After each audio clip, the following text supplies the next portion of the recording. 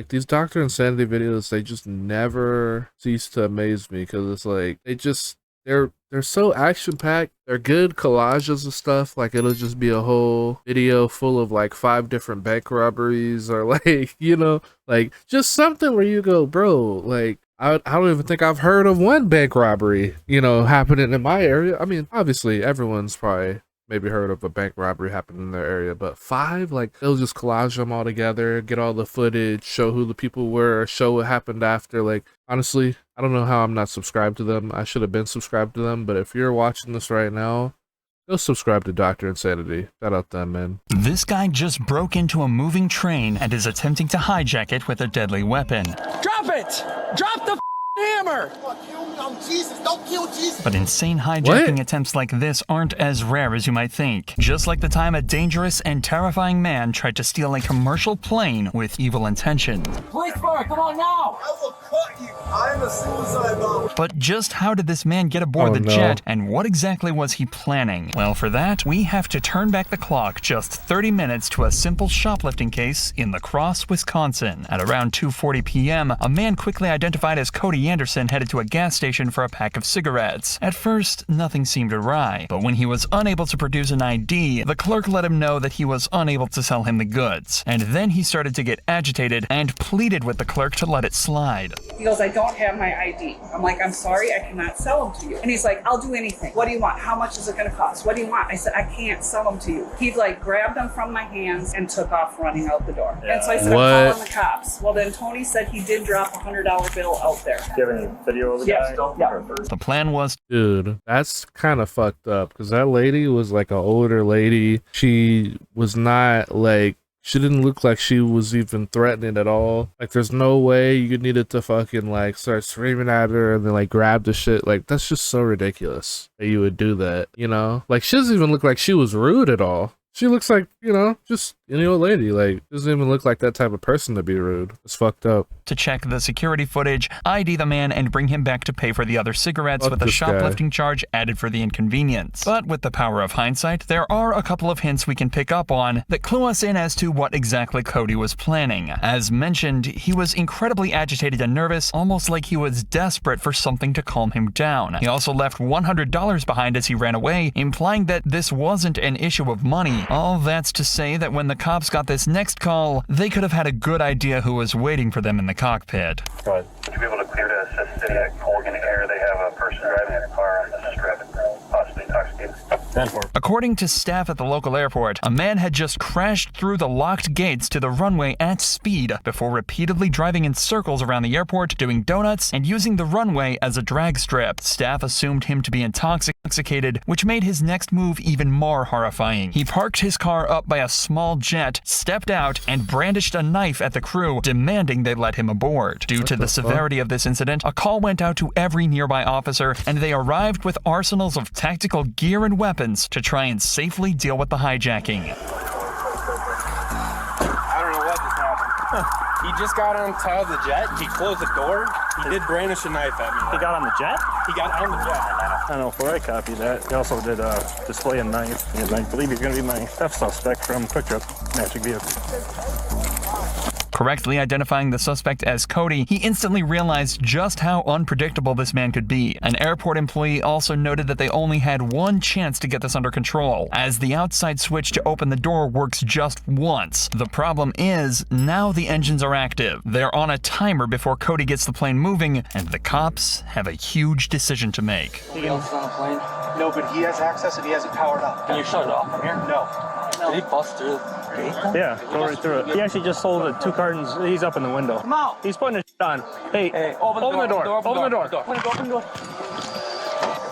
Come out! Come out! Grab it now! Get out now! I'm gonna beanbag him. Get out now!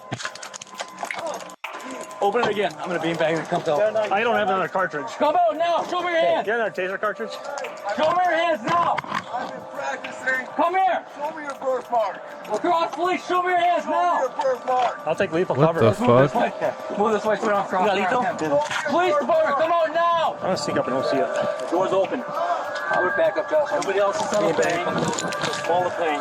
The cops were able to spray pepper spray into the cockpit of the plane and to hit Cody with a beanbag round, none of which seems to affect him. Cody also has started to shout nonsense statements at the cops, further cluing them into the fact that he is either intoxicated or suffering from some sort of mental health problem. Oh, no. But quickly, the cops' attention switches to what Cody's intentions actually are in this situation, especially as he starts to shout some extremely worrying statements.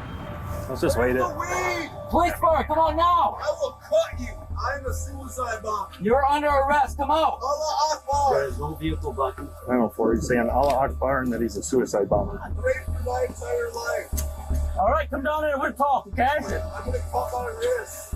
Put your step on the car and we'll talk, okay? What's your name, bud? Bag him again. Did he drop the knife? No, it's still in his hand. Drop the knife. Cody, just come out, man. Make a deal. I'll give you this terrorist plans. Sir, come on, you won't be hurt. Just come out. We don't want to hurt you. In a situation like this, gaining trust with the suspect is paramount if they want to arrest him without escalating things. That's why it could be seen as a mistake that they're actively taking shots at him while simultaneously claiming they don't want to hurt him. In doing this, they've pretty much ensured that they're going to have to take a more aggressive approach, hence the arrival of an armored vehicle and a SWAT team. Come on, sir. Drop it. Just drop it. Drop it. Drop it. Come on out. Let's see your hands. Let's see your hands. Come on, bud. Just your hands. Drop it. Hands. Drop it. Show us your hands now. Cody. You gonna chase him? Stop. Cody, come here, slow us down here. Slow it down. Can you talk to me? What kind of explosives do you have? Cody then claimed he had a set of C4 explosives he'd obtained from the government and threatened to blow up the plane. To add to the drama, he also said he had a dead man's switch and 2 handguns. Why you're not moving, What? man? Because I got shot in the leg. Okay, Twice. well, we'll get you some help for that, but we gotta have you move if we move, okay? Come to the Back top. up and I'll give you the bomb. Okay, come to the top of the stairs. No, 30 feet to the side or we all die. Oh my god, dude, this guy is fucking making this so difficult. He said 30 feet to the side or we all die. Like, dude, this guy's being crazy. As soon as he came in, he turned all the batteries on him. So, like, I think if he wants to, he might know enough to. I don't know if he's like a vet or something, but if he knows how to fly. At this point, the cops are reminded of a real threat that's still scarily apparent. If Cody even has the slightest idea of how to fly this plane, things will start to head in an entirely different direction. Luckily, staff at the airport realized that they're able to disconnect the battery at the rear of the aircraft. All the cops had to do now was get him out safely. Keep your hands visible for me, okay, Cody? We don't want to hurt you, okay? Stand up for me. Stand up. Come on, let's go. I'm gonna take it out. Bring it. You gotta stabilize. All right, good.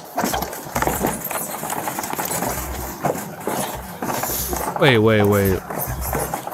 This is the guy from the fucking liquor store? The guy from the beginning who ran into the liquor store, didn't have his ID to buy whatever he was buying, and then he fucking yelled at the worker and grabbed the stuff from her, all aggressive, and then ran out and just dropped $100 bill. This is that guy. I don't know why I didn't put 2 and 2 together. Like, I did not put 2 and 2 together to realize, like, oh, this is that same dude, and he's just fucking just on a bender, I guess. He's just delusional. You know, he's just not there, I guess. Wow. We got a spot. Come over. There's my stolen cigarettes. Yeah. Found my stolen cigarettes. He's my suspect in my cigarette theft case, too. I agree. There you go. It's not uncommon to see a suspect turn a simple misdemeanor into a more serious felony charge. But Cody did this in one of the most dramatic ways we've ever seen. From a small-time shoplifting charge, Cody managed to catch felony charges of attempted carjacking with a weapon, attempted armed robbery, making terrorist threats, bomb scares, and failure to comply. Oh, no. However, police in Columbus, Ohio were faced with an equally terrifying call, except they knew their suspect was violent and armed. It was early June when police received a call about a man attacking a train and its crew. Apparently, it all started when the man forced the train to a halt by laying on the tracks, and it quickly escalated from there. The person has then started throwing rocks, busted the windows out of the engine, and is now climbed on top and is sitting on top of the engine. Drop it now! Drop it! Drop the hammer! Now! Drop it! Drop all of it. Wait, he's obviously not that crazy. He put his hands up. Like, I'm not trying to be like, you know, but the other guy didn't even put his hands up or anything like that. He was just, he seemed like more combative, or this guy at least complied with that little gesture. See? Everything on you now. Drop it all. Drop all of it. No. Drop it down. What you gonna do? You think you gonna kill me? I'm Jesus. Don't kill Jesus. Drop it down, sir. You believe? Pray in front of me now, and I hand it to you. No, drop it down. What is you? A Ku Klux Klan? We have MCR.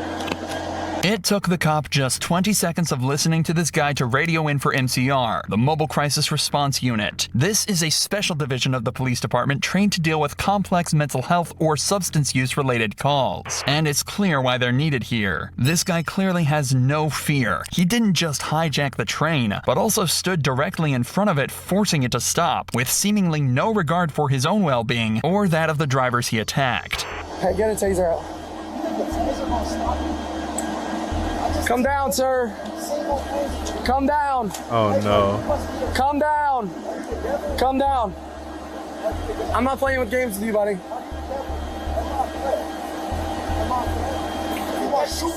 Right now you are.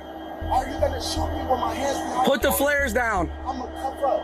Have the torpedo. Put the flares down. I don't know if this guy's crazy or if he's just taunting the cops, but he's like half talking coherently and then half talking crazy. You know what I mean? Like, the other guy seemed a little bit more off the rocker. Hands out. I don't gotta do nothing. You say you're not doing nothing. Just kill me now. While I'm not doing nothing. Why are you up there? What's going on? You know what this is. You know what's up. Yeah, it's train. No, read it. It says 12 torpedoes. Why are there 12 torpedoes in there? I'm gonna show you. Don't go in there, sir. Quickly deciding that he's done with talking, the man decides to hop down off the nose of the train and heads inside.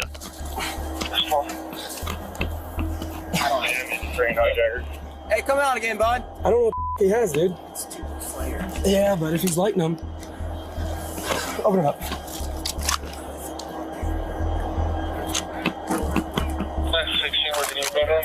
The cop is correct in being apprehensive to follow the man in, since they know he had a hammer which he's since relinquished, and he was just holding 2 signal flares which could easily be lit and used to burn or blind the cops. What's most worrying though is that they know he's already been in the cab of the train and could have stashed another, more dangerous weapon. But still, the cop chooses to head inside. He's down in the cab. Go in and go down the nose. Here, do you want to go in? Get out. Get up, look back. Where?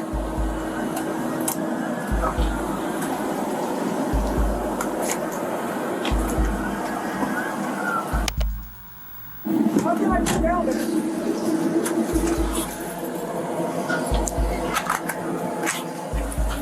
The man was able to lodge a door shut with a metal rod, and the cop is left to struggle with that for a moment. Meanwhile, a second group of officers arrive on the scene to help locate and apprehend the suspect.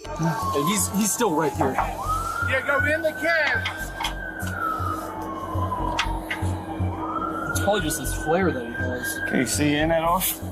Yeah, we can open it a little bit. Let me get over here. All right. Let me see your. It's a flare. Hey, what's up, man? Let me see your hands. Give me your gun. Okay. Come here. Come here. Get the out. Don't kill me. Don't kill me. Please. Don't kill me. Oh no. This guy's not crazy. As soon as the cops fucking grabbed him, he said, "Don't kill me." Like, what? This guy's just fucking acting, bro. That's fake. Like, think about that. Think about that. If you were really crazy, you'd be crazy. You're not gonna at the last second be like, "Oh, I'm sorry." Don't, like, what? Bro, that's ridiculous. That's ridiculous. This whole time he's been saying that he's Jesus, quote unquote, you know? It's like, I feel like he's acting. Don't kill me. Don't kill me. Please. Don't search. I'm lying. This is a publicity stunt. I go to the world with listen. Muslims, we're not evil. Christians, we both right. We believe in Jesus. Why are you despising? Surprisingly, catching and arresting the man was easy. easier than actually getting him off the train. With a mixture of worries that he'd push an officer off the train or that he'd find a way to run off, it actually turned out to be a much bigger ordeal than they expected. We're gonna have to pass him down. We're gonna have to hand him down. Yeah. Cuff my legs. Just don't kill me. Walk around this way. Fighting today. Put your fingers You gotta do that, or you want to Who do take you care here? want to be the president? Trump or who? Let's pick. Who's the sheriff of Columbus Police? We're gonna pick. Or else ICE is gonna blow the... Don't get... No, wait. Eventually, though, they were taken to get him down and take him back to the station where he was hit with more than just a ticket. Unfortunately, his exact charges aren't known, and it's not exactly public if this was a drug-related or mental health incident. But it's to be assumed that the man was not in his right mind and hopefully was given the help he clearly needed. Now, you may not believe it, but there's actually one thing you can hijack that's scarier than both a plane and a freight train. This man stole a school bus. The bus was hijacked in Cincinnati, Ohio, but we join the chase 40 minutes later over state lines in Indiana. At this point, more than 10 police cars were involved in the chase along the highway, so the hijacker decided to take things off-road. Oh my god, bro, they're like going off-road. Wait, bro, what is this MX versus ATV? Like, what the fuck? They're really going like off-road in the fucking cruiser and all through the field and shit? Like, this is gnarly.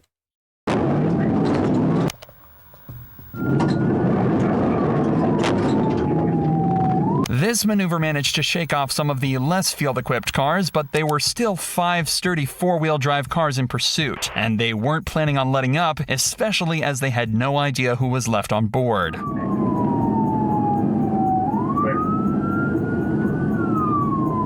Damn.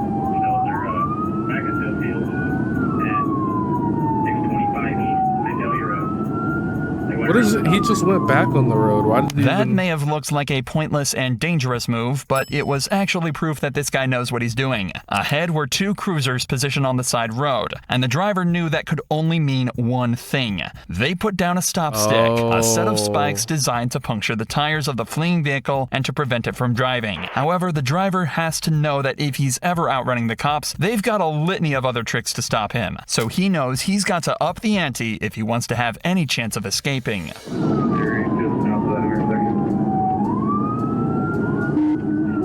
in the cemetery.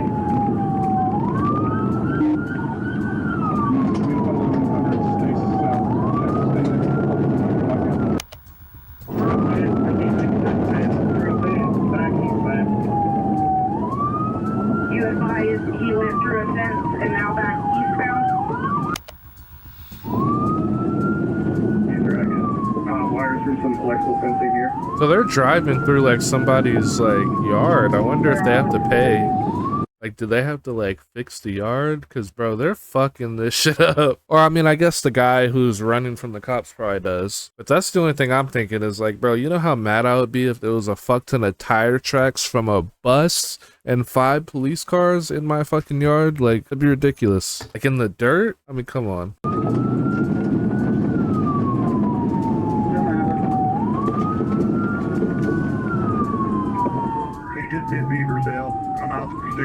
Moving on from just the destruction of crops, he's now smashed through multiple fences and a hedgerow and narrowly escaped taking out half a cemetery too, but the cops are still close behind. Wow. Going through people's fucking livelihood, their crops, how they make their money.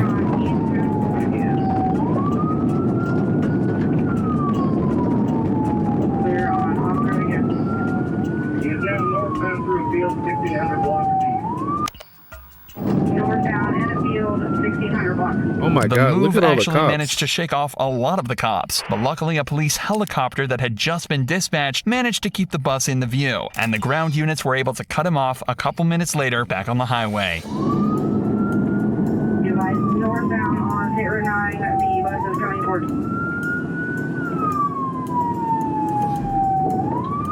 We have Shelby County has stop 6 at the end of 10392. At the end of 10392, we have stop 6 at the end of the driveway. Way back on to get the dip on the road. Dip on the road.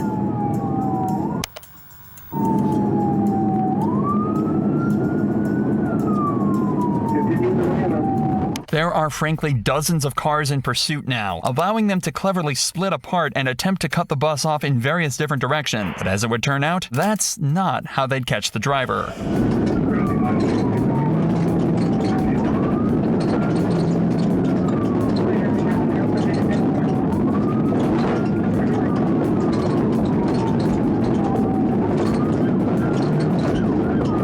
Oh shit.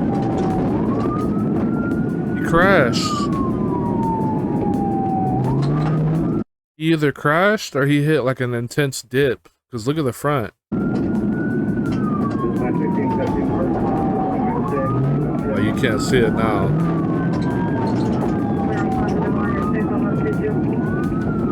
Yeah, the hood is in the air.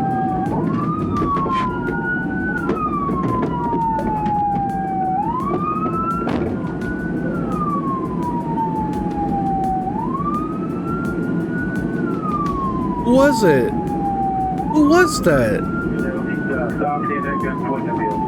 An hour of off-road abuse had wreaked havoc on the bus, and by the end, it was literally falling apart. However, it was a stop stick that proved to be the final nail in the coffin for the driver, causing him to finally come to a stop in the field. The driver proved to be 32-year-old Chad Murdoch, a man who had caused thousands of dollars in property damage, not to just countless farmers, but also in the form of several damaged police cars that he'd rammed into over the course of the chase. However, the cops were able to forget about all of this when they were finally able to confirm that Murdoch was the only passenger in the school bus. Murdoch was hit with charges of criminal recklessness with a vehicle, possession of stolen property, resisting law enforcement, and criminal mischief. As of February 2024, he's currently awaiting his sentence. I mean, just looking back at that, dude, that guy ran from the police in a school bus for an hour. Like, what the fuck? I mean, how savage are you, man? That dude was gonna get away. He wasn't gonna let you catch him. That's for damn sure. Oh, man. All right, man.